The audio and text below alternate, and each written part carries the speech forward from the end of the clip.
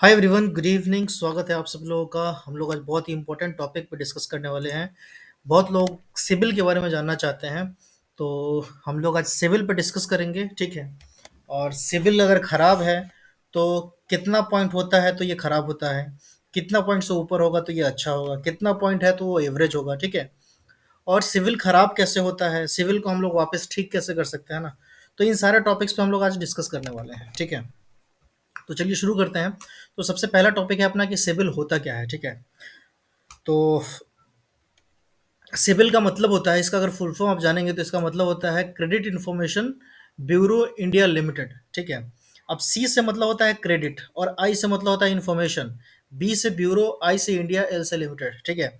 तो India limited का तो मतलब हो गया कि भाई ये भारत का कोई ऐसा संस्था है, ठीक है। और क्रेडिट इंफॉर्मेशन ब्यूरो, ब्यूरो का मतलब होता है संस्था, ठीक है। तो मेन जो इसमें बात है वो बात क्या है, क्रेडिट और इन्फॉर्मेशन का बात है, ठीक है। तो क्रेडिट और इन्फॉर्मेशन का मतलब क्या है, हमको पहले वो समझना पड़ेगा कि सिविल समझने के लिए, ठीक है। आज मैं आपको सिविल का है ना एक एक चीज आपको एकदम डिटेल में बताने वाला हूँ। तो आप इस वीडियो को स्किप मत करना, बहुत ही इंपॉर्टेंट वीडियो होने वाला है ये, ठीक है।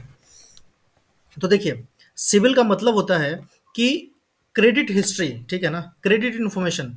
क्रेडिट मतलब क्या होता है कि हम लोग जो है ना लोन लेते हैं, ठीक है।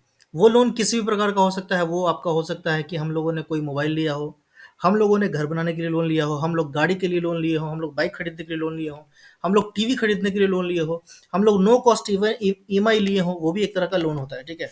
हालांकि उसमें कोई नो कॉस्ट ईएमआई होता है तो उसमें कोई मतलब ऐसा इंटरेस्ट वगैरह नहीं लगता है, लेकिन फिर भी वो एक तरह का लोन है, समझ गया।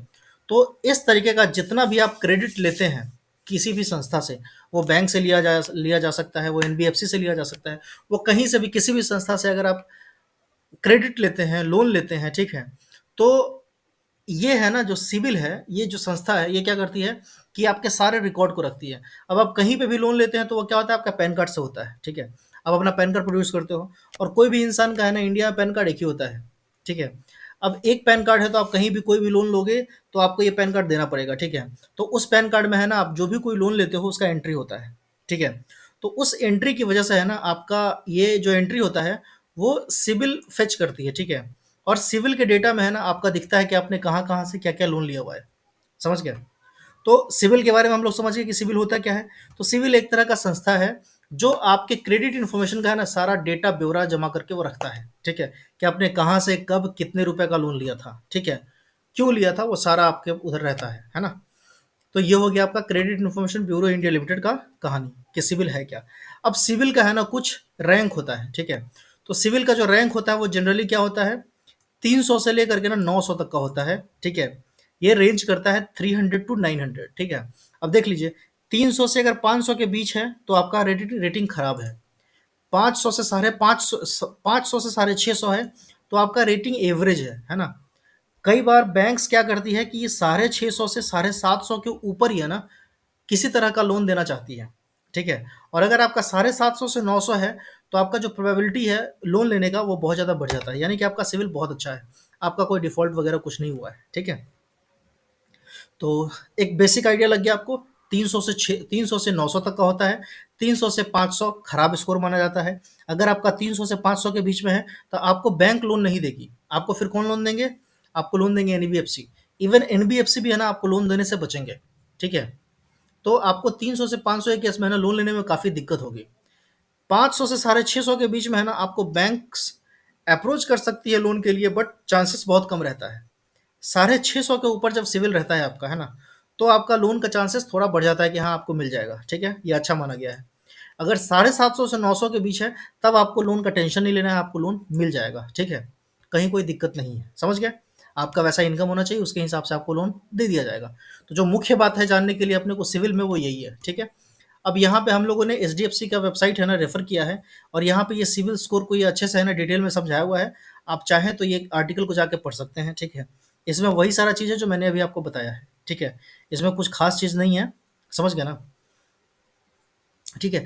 अब हम लोग बात करते हैं कि अगर किसी इंसान का सिविल स्कोर साढ़े 600 के नीचे है, ठीक है।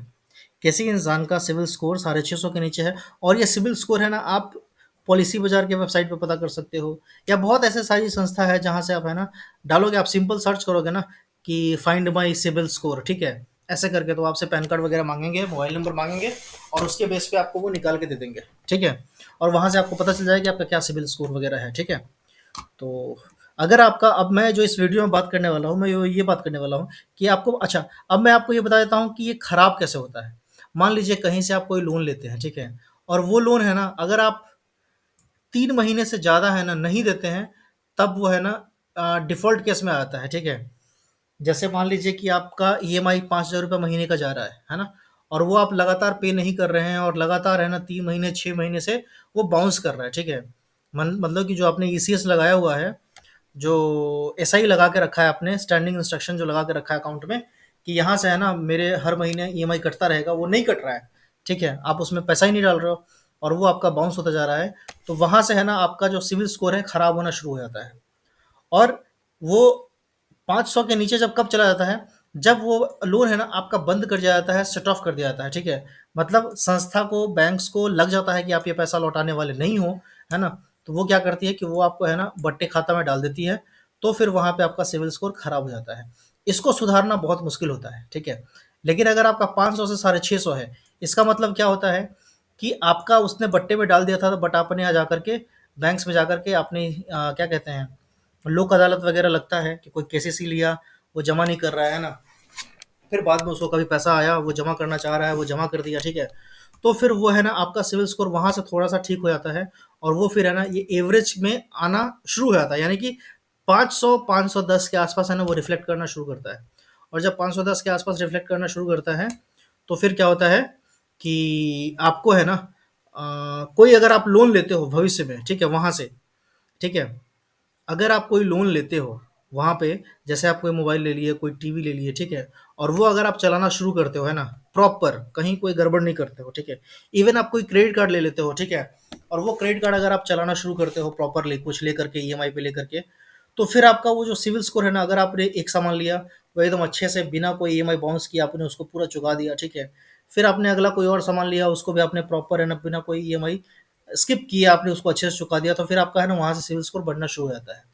और इस सिविल को है ना बढ़ाने का सबसे अच्छा उपाय है कि आप क्रेडिट कार्ड ले लो। क्रेडिट कार्ड आज के डेट में फ्री मिलता है, कोई मंथली चार्ज नहीं लगता है, कोई रेंटल नहीं लगता है, समझ गए?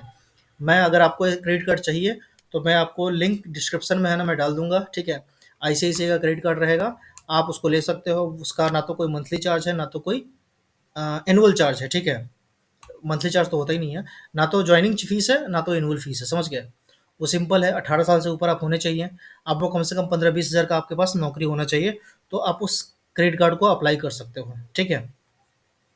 समझ गए?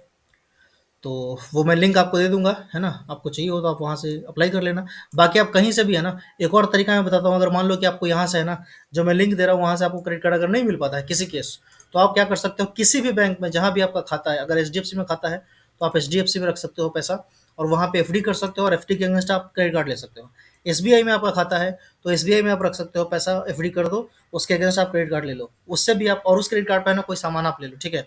और उसको चुकाना शुरू कर दो। क्योंकि अगर आपका सिविल स्कोर खराब है तो आपको क्रेडिट कार्ड कोई नहीं देगा, है ना? तो उस केस में क्या करना पड़ेगा, आपको एफडी के अगेंस्ट है ना क्रेडिट कार्ड लेना पड़ेगा और उस फिर क्रेडिट कार्ड से है ना आपको खर्च करने पड़ेंगे, ठीक है? तो ये 2 ऑप्शन आपके पास, या तो आप एफडी कर दो, एफडी करने के बाद उसके अगेंस्ट आपको क्रेडिट कार्ड मिल ही जाएगा, कोई दिक्कत नहीं है।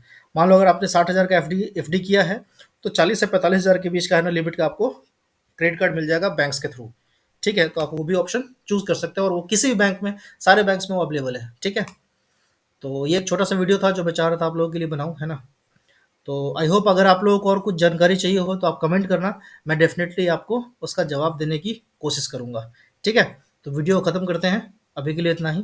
Bye bye, take care, good night.